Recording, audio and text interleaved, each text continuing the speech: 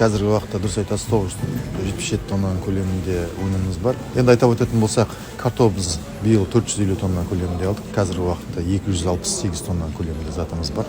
Одан бөлек 27 тоннамызда қантымыз бар. 82 тоннаны аса сәбізіміз бар. 127 тоннаның көлемінде пиязымыз бар. 55 тоннамыз макарон өнімдеріміз бар. Қарақұм жармасы бар бізде. 57 тоннаны аса бүгінгі күні. Жалпы сондай өнімдеріміз бар. Күнбағыс майымыз бар. 127 тоннаның көлемінде бар.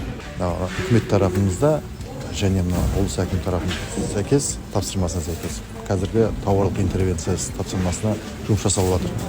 Ол не дегеніміз, бүгінгі күні тұрақтандыру өнімдерімізді біз сауда үйлерімізге бүгін жеткізіп отырмыз. Біздің өздеріңіз білесіздер, қазір нарықта пияздың бағасы 3 теңгеден асып кетіп отырса, біздің бағамыз қазір сауда үйлерімізде 95 теңгеде сатылуда. Биыл 420 тоннаның пиязын алдық. Қазір уақытта осы өнімдеріміз қаланың төңірегіндегі сауда үйлерінде жеткізіп отыр. Және аудан тарапындағы сауда үйлерінің келісімшарт аясында барлық біздің бір бағада берілуде сатылды. Бағаны тұрақтандыру мақсатында. Қызылорда супермаркеттер желісіне қазір Байқоңыр сақтандыру қорынан бізге 6 түрлі өнім келеді, нақты қазіргі таңда.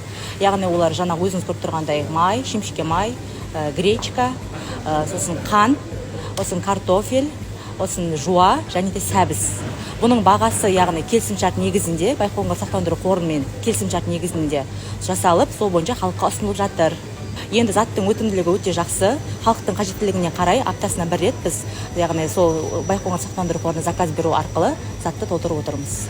Тауардың сапасы өте жақсы, ешқандай бұзылған заттар емес, өте халыққа қолжетімді болу үшін, халық алу үшін сондай жасалған жағдайлар.